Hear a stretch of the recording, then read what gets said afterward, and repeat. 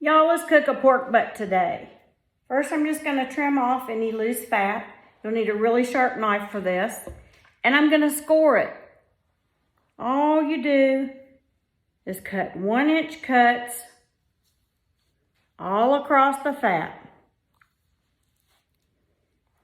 Go all the way to the meat.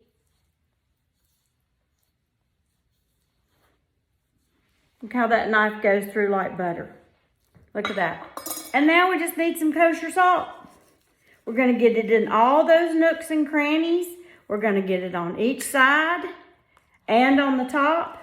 And then we're just gonna let it sit for an hour or two if you have time for all that flavor to soak in. You can have fancy rubs, you can have all of that, but if you've got a good marbled pork butt, some salt, and cook it to the right temperature, that's all you need.